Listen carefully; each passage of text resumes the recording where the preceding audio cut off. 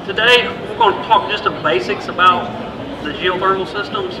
Geothermal systems as we know them today is a water to air heat pump. What we know in the past is an air to air heat pump. All air conditioned heat pumps simply move heat from one area to another. In an air-cooled heat pump situation, we extract heat from the air outside in the winter and bring it into our home. With the geothermal heat pump, the water temperatures are going to be way more stable, between 45 and 65 degrees. So we can reject the heat into the water more easily, and we can extract the heat into the home.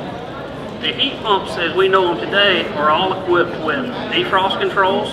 So when it gets below 30 degrees, anybody seen their heat pump go through defrost when it's cold outside? With using the stable temperature of the earth, we never get the condensation to go through a defrost cycle like that. So geothermal systems do not have a defrost cycle like a conventional heat pump. Geothermal is a solar source of heat. As we can see from the diagram, 48% of the sun's energy is soaked up by the earth. That's what's rewarming the earth every day. That's how we fall under the renewable category.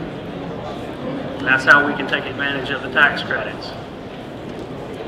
In the wintertime, you can see from the slide, even if it's minus 30 degrees outside, deep into the earth, it's going to maintain a constant 45 to 55 degrees. And the same in the summer. Even if it's 95 degrees outside, the earth's temperature is still going to be between 45 and 65 degrees. Geothermal applications. There's 4 basic ways to use the water source geothermal systems. Our first is what we call the horizontal loop field. Our second is the vertical. And then we have a lake loop, and then we have an open loop. The horizontal loop a lot of times can be more economical to install, but does require more land. As you can see, we would leave the house and run a series of trenches away from the house. This illustration here is showing straight pipes. What we typically do is we will dig a ditch 4 foot wide and 7 foot deep, and we'll lay a slinky loop in the trench. That way we get 6 to 8 feet of tubing per 1 foot of trench. In the next slide, you will see a vertical loop system. Vertical loops are slightly more expensive because what we do around here is we bring a well drilling machine in and we drill a series of 6-inch deep holes. They can be 200 to 400 feet deep. We can buy the tubing from Charter. If we're drilling 200 foot wells, we'll buy 210 foot unipoles of tubing. So it'll already have a 180 degree bend on the bottom of the tubing when we buy it. And we have 10 feet sticking out of a 200 foot deep hole. Vertical loops can be more consistent and slightly more efficient because we're seeking more mass deeper in the earth. Vertical loops like this are great in town. I have a job we did year before last over in university. We have a series of 8 200 foot deep holes and a 200 square foot front yard. So it does not take very much land to a vertical loop. The next one is what we call a lake loop or a pond loop system. They're not real popular in this area simply because of the mud and the silt we have in our lakes around here. The silt will build up on the tubing and will require periodically cleaning because the silt will insulate our tubing, and the whole purpose for the tubing is to be able to reject heat and soak up the heat from the water. The last one is the open loop, commonly referred to as a pump and dump system. Back in the 70s when my father first started with these units, that was all we did was pump and dump. The pump and dump systems can be cheaper to install on the front end, but some states are already regulating the waste of the water. And a lot of applications, we are pumping 8 to 12 gallons of water through the systems consistently when the heat or the cooling is operating. I've seen people get pretty creative with what they do with the water. I've seen them hooked up to irrigation systems. I've seen them hooked up to fountains and ponds. I've got one customer down in Union County. He buried a 5,000 gallon underground plastic tank. We dump into his plastic tank. He pumps off of that tank there for his irrigation, and we have a spillway on the tank, so when the tank gets full, it dumps off in the creek. There is nothing wrong with the water, except the water may be slightly warmer or slightly cooler than the ground temperature. The loop materials themselves. Around 1979, they came out with polyethylene tubing. That made the loops way more economical to install. This pipe here is made by Charter Pipe, sold by Ari Michaels, and it comes with a 50-year warranty on it. The joints there's no mechanical joints. We actually use a process called heat socket fusion. We have an iron that heats the tubing up, heats the fitting up, and it's inserted together where it actually melts the polyethylene tubing together, and that's where we get our 50-year warranty from. We never have problems with our joints. We fill the system with a glycol mixture. What we're looking for is freeze protection and a way to transfer the temperatures from the earth back to the coaxial heat exchanger. I've seen glycol methane used, glycol propylene used, but what we're looking for is a non-corrosive freeze protection on our solution.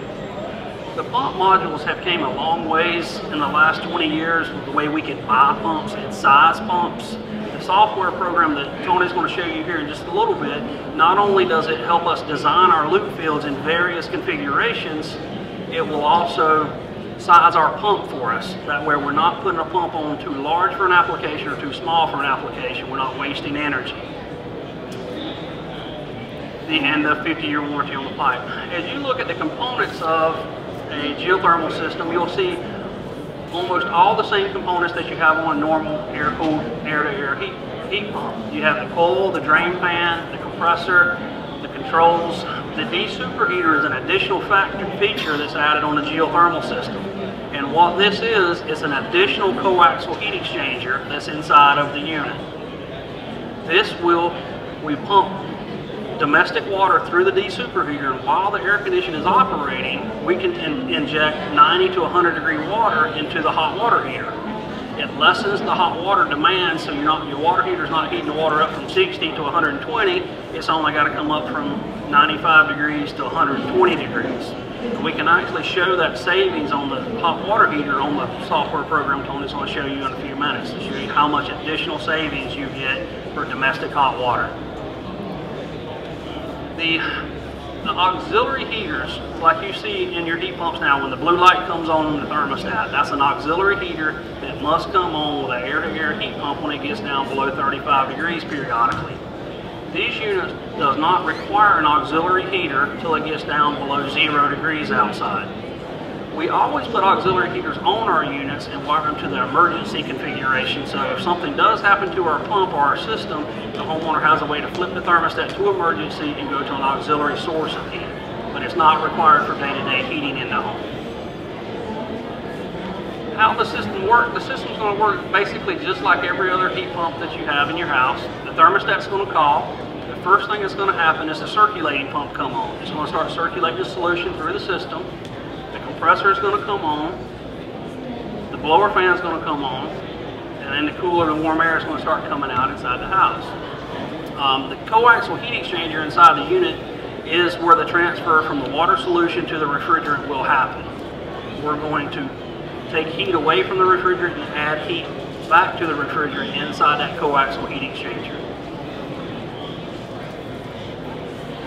A few myths and misconceptions from geothermals, the most commonly asked questions that we get about geothermal systems. First question we always get is, I've heard it's very, very expensive. The geothermal systems themselves can be twice as expensive as a conventional heat pump system. The geothermal portion of it will be no more expensive than buying a 19 or 20 SEER heat pump. The additional cost comes in the loop field. It's not hard to get 3,000 or 4,000 feet of tubing in our loop field, so that can elevate the price. The tubing that's inserted in there should be good for 50 years, so it should outlast two geothermal systems. I have units my father put in the 70s that I've seen last 25 years. We replace them, and the loop field should be good for the life of the second unit.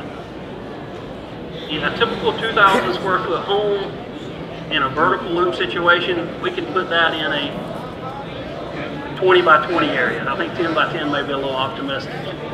Horizontal loops do take more property, and the International Ground Source Heat Pump Association is the organization that helps us design the systems.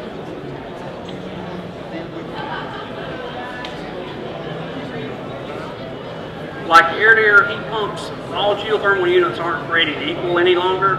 You can buy standard efficiency geothermal units, or you can buy high efficiency geothermal systems. We have integrated two-stage compressors and variable speed fan motors into our geothermal units, making them that much more efficient.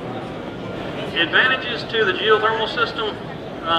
Homes with geothermal systems have a higher resale value.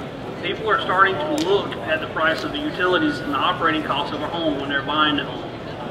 Tax advantages on the mortgage. To my knowledge, there's no tax advantages on the mortgages as of today, but they do come and go periodically throughout the year. Building equity in the home instead of paying for the utility bills.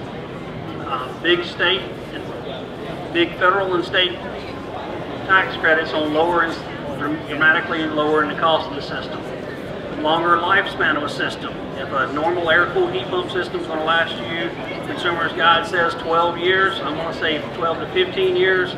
These geothermal systems are lasting 20 to 30 years depending on the water solution inside the system. They do have a much longer life because they're never being taxed with the heat outside. Reduced hot water costs. The de-superheater is one of the most overlooked devices in a geothermal system. Tony showed you how dramatically we can cut the utility bills on just heating our water by using the de-superheater. Lower annual utility rates. Clean, no combustion fossil fuel. We're no longer required to burn fossil fuel to heat our homes. No penetrations in our roof structure. We have no vent pipe on the furnace. Enjoy your back deck. The typical installation of these units have no condensing units. They have no outdoor units. So when you're sitting on your back deck in the summertime, you don't have to listen to your air conditioner or your heat pump operating in the backyard. The tax credit that Tony spoke of a few minutes ago is good through December 31st, 2016. Homeowners can claim up to 30% of the tax credit. Like Tony said a few minutes ago, we're not accountants. Everyone needs to check with their accountant, check with their personal tax situation. As of right now, the state of North Carolina has some of the most attractive state tax credits for geothermal installation.